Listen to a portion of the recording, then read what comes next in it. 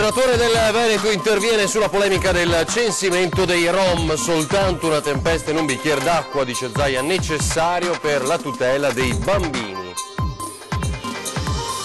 Foto dei migranti nei manifesti di Benetton, scontro tra Lega e Oliviero Toscani che attacca Salvini, pubblicità politica per il segretario D'Arè. Solo un provocatore, dicono i trevigiani. La comunità di Resana si stringe intorno alla famiglia di Umberto Simioni, l'operaio morto cadendo dal tetto di un capannone. Il comune apre un conto corrente per aiutare la moglie e i 3 figli. Colonna di fumo nero visibile a diversi chilometri di distanza, allarme a Castrette, decine di chiamate ai vigili del fuoco, l'incendio di scarti di plastica subito domato. I coltivatori dei 40 orti urbani di via Boccaccio a Treviso chiamano Antena 3, continui furti e binari a pochi metri, serve una recinzione per garantire la nostra sicurezza. Al via la maturità per oltre 7.000 studenti trevigiani e le prese con la prova di italiano, uguaglianza e Costituzione, persecuzioni razziali Aldo Moro nelle tracce giudicate facili. Promossi dalla Regione Veneto 6 cammini verso i luoghi della devozione, siamo andati a Cison di Valmarino per scoprire l'antica via Claudia Augusta. Buonasera, ben ritrovati in diretta con l'informazione di Antena 3, questo è il telegiornale di Treviso, avete sentito in apertura ancora la polemica legata alle parole di Matteo Salvini, Ministro dell'Interno. Oggi abbiamo interpellato il governatore del Veneto Luca Zaia, questa sera tra l'altro ospite a 20:10, dice il censimento sui Rom, giusto, guarda anche alla tutela di bimbi, spesso vittime inconsapevoli, il resto è soltanto una tempesta in un bicchiere d'acqua. Sentiamo Zaia. A me sembra una tempesta in un bicchiere d'acqua. Il commento del Presidente del Veneto sul censimento dei Rom deciso dal Ministro Matteo Salvini sulle polemiche in seno adesso, soltanto una inutile bagarre, aggiunge. Non siamo davanti a leggi razziali, a selezione etnica o altre robe che ho visto scritte che fanno rabbrividire, soprattutto per i contenuti che qualcuno ha voluto dare alle dichiarazioni di Salvini. Salvini non ha bisogno di un avvocato difensore, si arrangia da solo a difendersi. Tra considerazioni e precisazioni si deve discutere di problemi veri, cioè che riguardano la sfera sociale, dice Zaia. Però io dico, mi sono anche messo nei panni di un cittadino, sarà pur possibile capire se hanno un codice fiscale in tasca oppure no, e quindi penso che questo, al di là delle battute, vada nella direzione di capire cosa, di capire bene come sia il fenomeno, censirlo, ma soprattutto capire se sono delle situazioni di degrado e di disagio. Nel disagio e spesso nel degrado non si parla mai di chi è la vera vittima, spesso inconsapevole, i bambini, conclude. Mai nessuno parla in queste ore dei bimbi che troviamo ai semafori delle città, dei bimbi obbligati a fare l'accattonaggio, dei bimbi che magari subiscono violenze, sevizie o quant'altro. Io non voglio generalizzare perché c'è brava e cattiva gente dappertutto, però è bene che giustamente si ponga la questione, che lo faccia il Ministro degli Interni mi sembra anche legittimo. E poi quella foto che è in realtà una pubblicità di cui si sta discutendo ormai dalla giornata di lunedì, è una polemica aperta per lo spot di Oliviero Toscani e la lite furiosa con la Lega che intende boicottare quel tipo di magliette a marca trevigiana tra l'altro. E questa mattina Gian Antonio D'Arè era ospite alla Voce del Mattino, vediamo. L'immagine di un gruppo di profughi con i giubbotti salvagente a bordo di un barcone è una delle immagini scelte da Oliviero Toscani per la nuova campagna Benetton ed è subito polemica. Contro il fotografo si scatena l'ira leghista. Il primo ad esprimersi il ministro dell'Interno Matteo Salvini con questo post su Facebook.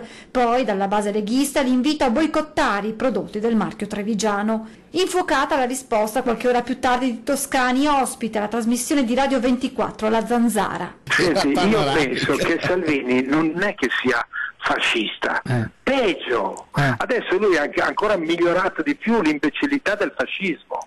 Parole in pieno stile Toscani, ma la polemica non si ferma qui, ci pensa infatti il segretario nazionale del Carroccio Gian Antonio D'Arè, ospite oggi negli studi di Antena 3 alla trasmissione La Voce del Mattino, ribadire la posizione della Lega. Questa pubblicità è una pubblicità politica, quindi quando si sente in politica benvenuto nell'arena anche a Oliviero Toscani e adesso ce le diamo di santa ragione. È chiaro che questa è una lite politica a scopo commerciale e allora se la lite è politica a scopo commerciale noi ci siamo. Una polemica che sta smuovendo anche l'opinione pubblica con i cittadini divisi.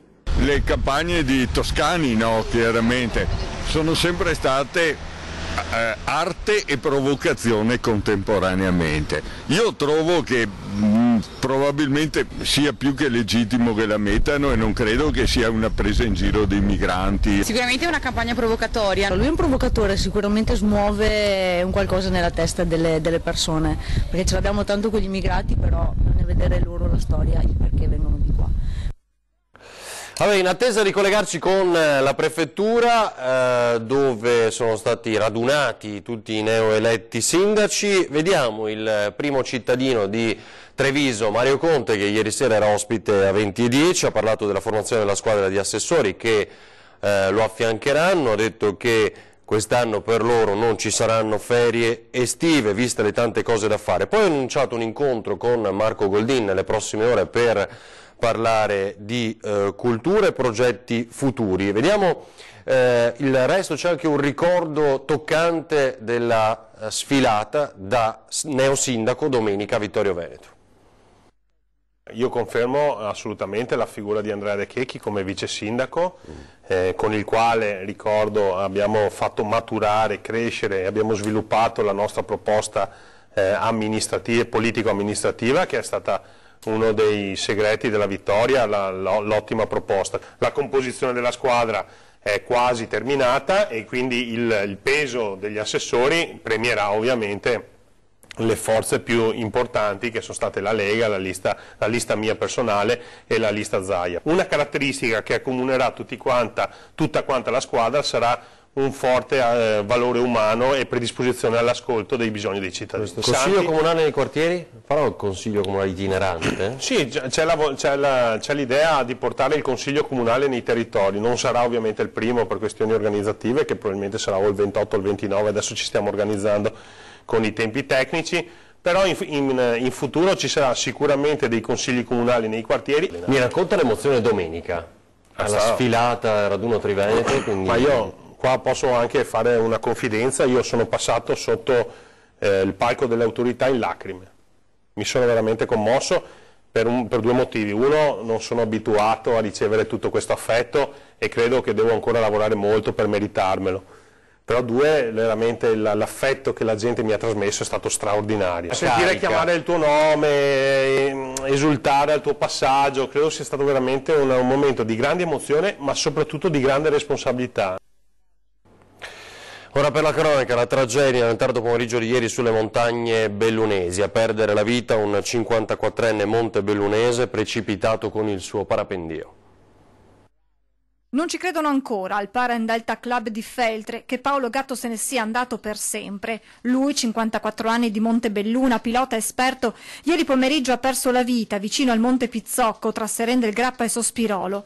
A tradirlo forse un colpo di vento improvviso, anche se spetterà ai carabinieri ricostruire quanto accaduto in quei fatali minuti. A dare l'allarme, intorno alle 17:20, un escursionista che si trovava nei pressi del bivacco Paglia e che aveva notato la vela di un parapendio poco prima in volo, poi a terra. L'elicottero del SUEM di Pieve di Cadore ha localizzato il punto a 1400 metri sulla sinistra ortografica del sentiero che porta a Forcella Intrigos e ha sbarcato ad una certa distanza il tecnico di elisoccorso calandolo con un verricello. Il soccorritore ha subito visto il corpo esanime del pilota e ha messo in sicurezza la vela ripiegandola per poter far scendere il medico, che purtroppo non ha potuto fare altro che constatare il decesso del 54enne. Paolo Gatto lascia una moglie e 2 figli e un profondo dolore in tutta la comunità di Montebelluna.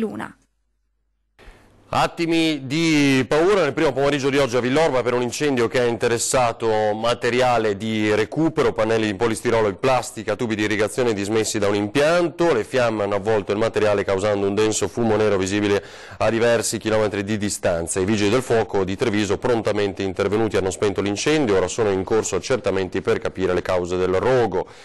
E torniamo alla tragedia sul lavoro a Resana, in cui ho trovato la morte, ricorderete, un operaio padre di 3 figli. Il Comune, viste le tante manifestazioni di solidarietà alla famiglia, ha avviato in queste ore una raccolta fondi. Qui c'è una famiglia coinvolta, ma non c'è un'intera comunità, la comunità della frazione di San Marco, ma anche di capoluogo di Rosana, di Castellina, tutti sono coinvolti in questa tragedia. La tragica scomparsa di Umberto Simioni, l'operaio 46enne, morto ieri dopo essere precipitato dal tetto di un capannone, ha sconvolto l'intera comunità di Resana, che su iniziativa dell'amministrazione comunale ha voluto stringersi intorno alla famiglia dell'uomo. Abbiamo pensato di dare anche un aiuto concreto, quindi un aiuto economico per 3 figli, quindi qui adesso manca il papà, che hanno un futuro davanti sicuramente difficile. Ecco perché abbiamo deciso di promuovere questa donazione a favore dei figli. Chi volesse aiutare i 3 figli potrà fare una donazione all'associazione Cuore Amico presso la Banca Credito Trevigiano, filiale di Castelmigno di Resana. La raccolta continuerà anche nel giorno dei funerali, non ancora fissati. Anziché fiori, la famiglia, quindi anche noi andiamo a chiedere un'opera di bene, quindi una raccolta a favore della famiglia. Appena presa la notizia della tragica scomparsa di Umberto Simioni, sono state tante le manifestazioni di solidarietà dei cittadini di Resana verso la moglie e i 3 figli dell'uomo. Ho ricevuto anch'io, ma anche solo dalla famiglia, tanti messaggi di cordoglio verso la famiglia e di vicinanza soprattutto ai 3 figli che, ripeto, 18, 15 e 13 anni. Il prefetto chiama raccolta i sindaci neoeletti della Marca. Vedo collegato per noi Nicola Marcato, credo con Mario Conte. Nicola. Eccoci, buonasera, siamo in diretta dal Palazzo della Prefettura di Treviso. È appena terminato l'incontro fra il prefetto Laura Lega e i neosindaci della Marca trevigiana. Un incontro fortemente voluto dal prefetto per parlare di tanti temi, in primis quello della sicurezza, che è un tema che attanaglia molte amministrazioni comunali. Qui con noi c'è il sindaco di Treviso, Mario Conte. Allora, come è andato questo incontro? È stato sicuramente un incontro molto positivo, ringrazio il prefetto Laura Lega per aver organizzato appunto questo incontro con i neoeletti sindaci. Ognuno di noi ha manifestato le proprie problematiche riscontrate nei primi giorni di mandato. Io personalmente ho fatto presente alcune criticità legate appunto alla sicurezza del nostro territorio, alla presenza di migranti, alla presenza della caserma Serena e di altri centri di accoglienza, ma poi altri temi sono stati portati a conoscenza del prefetto, che tra l'altro era ben consapevole di questo, per esempio legate alla carenza di organico nelle strutture amministrative e dei comuni. Quindi è stato un incontro dove ogni sindaco ha potuto esporre le criticità rilevate e credo che sia stato un incontro importante di cui io veramente ci tengo a ringraziare la Prefettura per questa opportunità. Una collaborazione fra Prefettura e anche fra comuni prossimamente forse? Ma credo che le soluzioni devono essere trovate facendo rete, bisogna collaborare perché le risorse a disposizione sono sempre meno purtroppo, e così come gli organici. Quindi una soluzione sarà quella di accorpare alcuni servizi anche tra comuni. La disponibilità da parte delle forze dell'ordine, da parte della Prefettura c'è, ora dobbiamo cominciare un percorso condiviso, soprattutto in ambito legato alla sicurezza, per garantire quella sicurezza sia reale che percepita che i cittadini ci chiedono. Dunque per ora è tutto, restituisco la linea. Bene, grazie al sindaco di Treviso Mario Conte, al nostro Nicola Marcato. Chiusa per caduta di grossi massi, riapre la provinciale 140.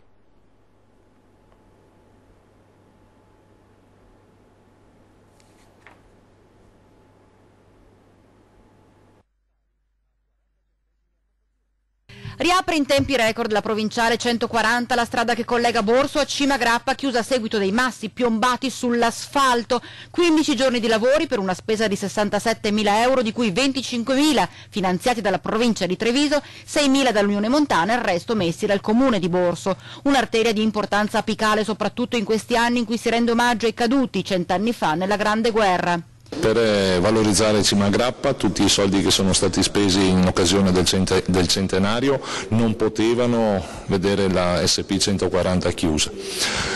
Qui c'è stato un grande gioco di squadra. Certo è che, vista la tipologia del territorio montano assai fragile, diventa necessario un monitoraggio continuo e capillare, in una parola prevenzione. Questo è uno dei grandi temi su cui la politica io auspico intervenga presto. E l'obiettivo comune che abbiamo è quello di cercare di sensibilizzare gli enti superiori per poter avere quelle risorse economiche necessarie al buon mantenimento del nostro territorio, della montagna tutta.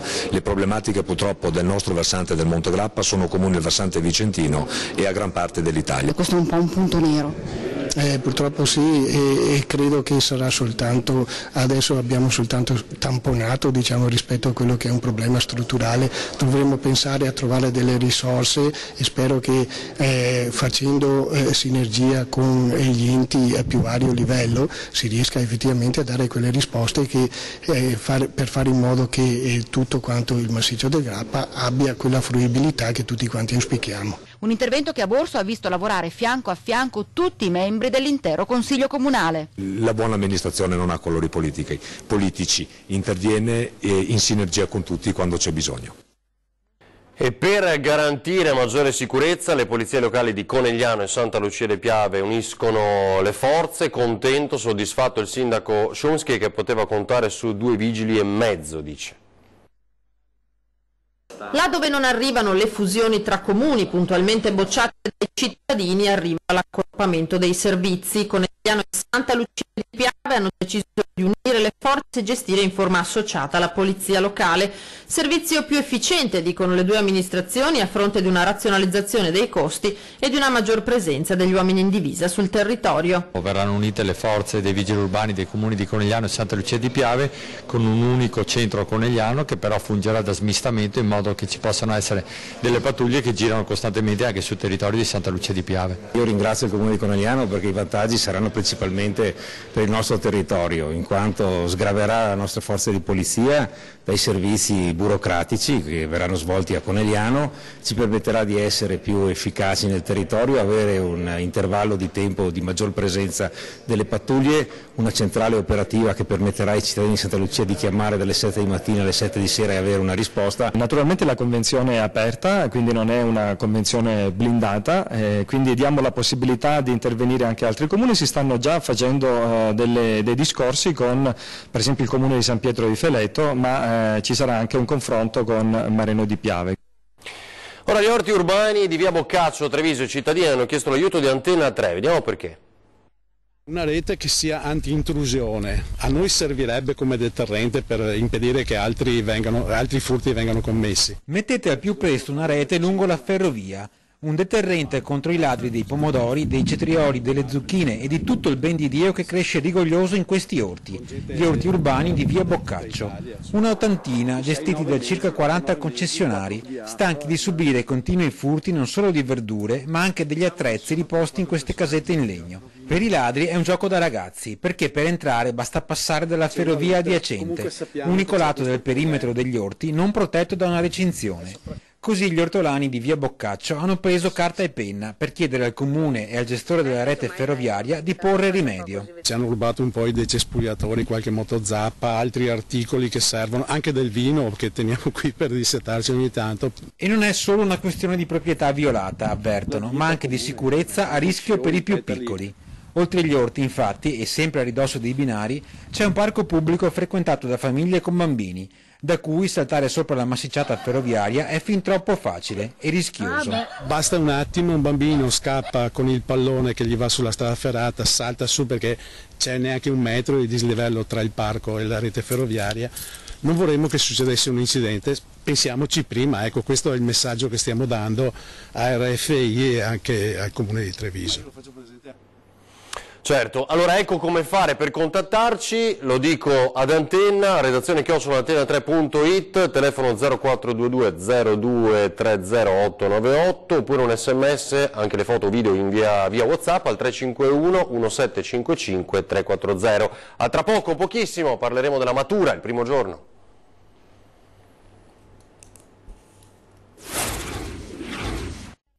Maturità 2018 al via, torniamo in diretta con il telegiornale di Treviso, 7.495 studenti trevigiani impegnati, il concetto di uguaglianza nella Costituzione, le persecuzioni razziali, le masse e la propaganda nelle tracce sottoposte ai ragazzi. Vediamo com'è andata. Una traccia sul rapporto fra la massa, la propaganda come la propaganda, quindi possa influenzare le masse. Non me l'aspettavo così semplice, almeno la tipologia B, che comunque assaggio breve di solito è abbastanza complicato, ci sono moltissime fonti, però 4 sono state veramente giuste, secondo me, con le informazioni giuste per scrivere un buon tema. È fattibile, è un normalissimo tema come tanti altri. Quella storica sì, ce l'aspettavamo su Aldo Moro, anche sulla Costituzione, sì. Le altre un po' meno.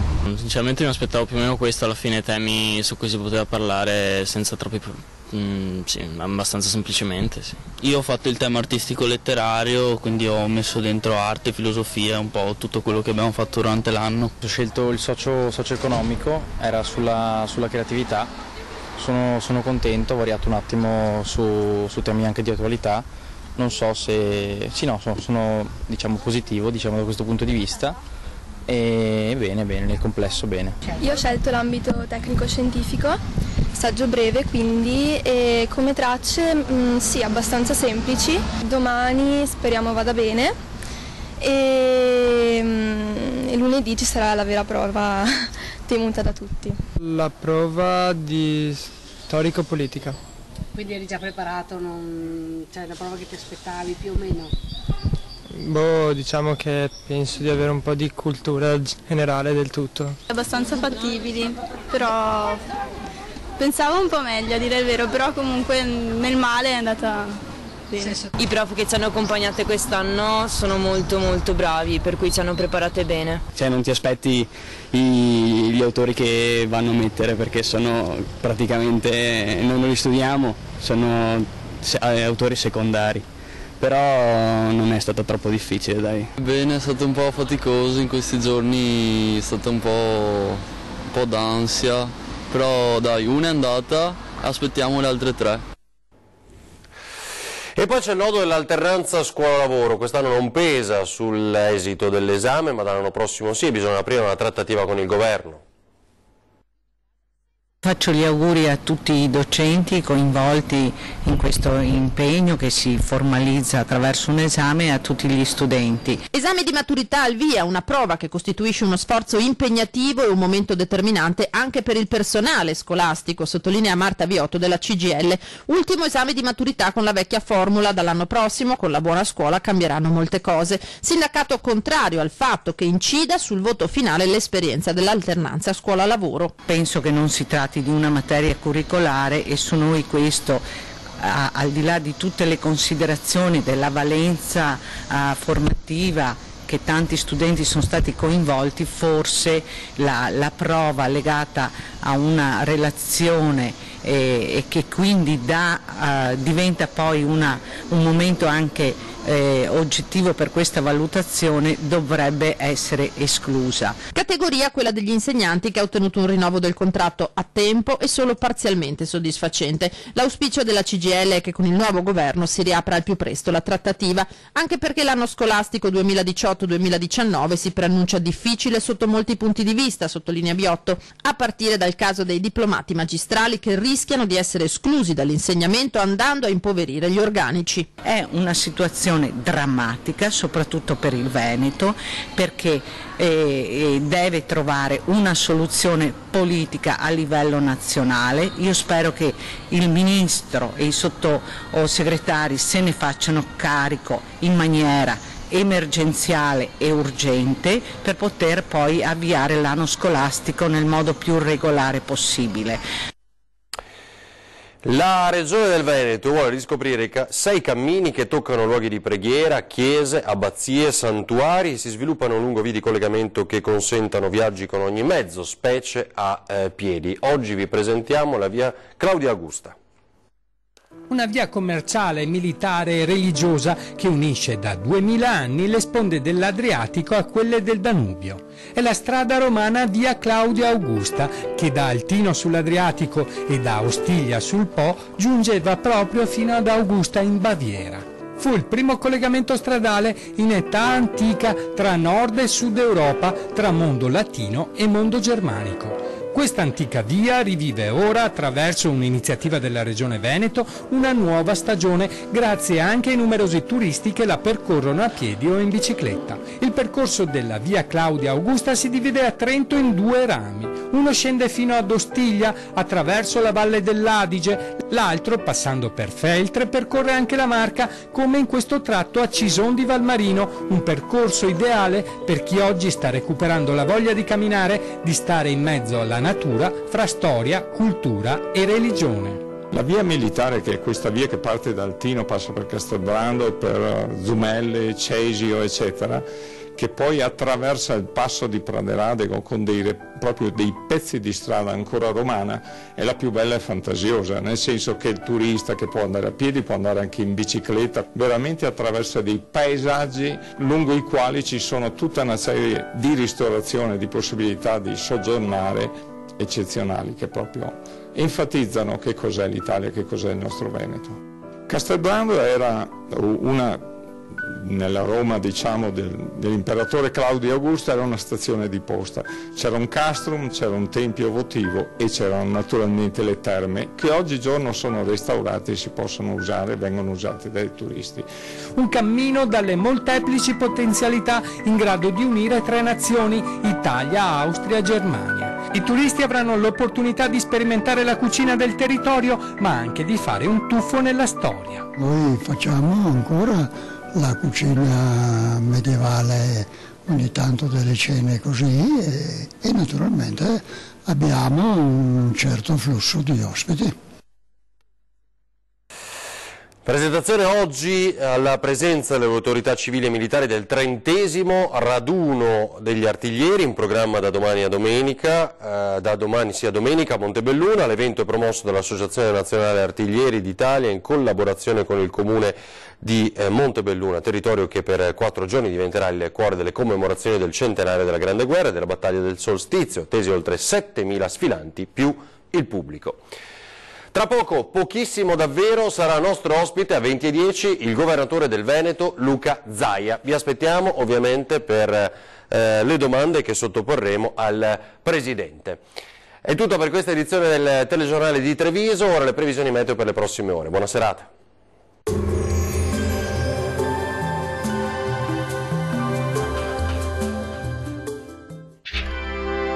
Tremonti, attrezzature e materiale per saldatura professionale a Montebelluna.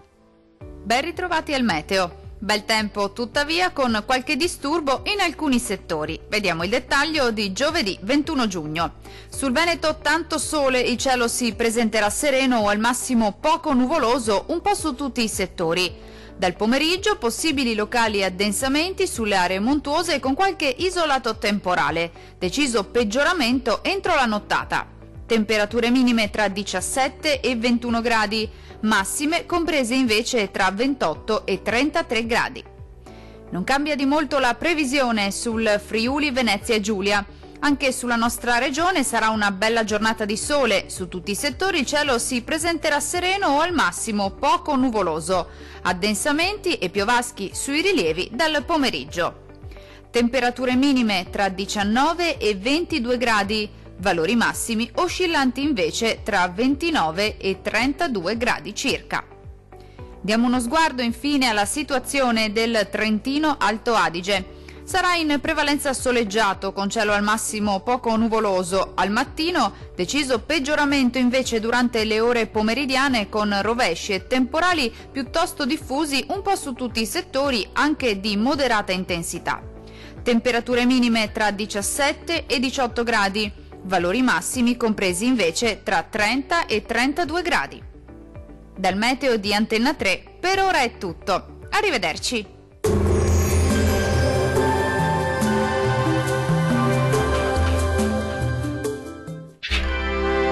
Tremonti, attrezzature e materiale per saldatura professionale a Montebelluna.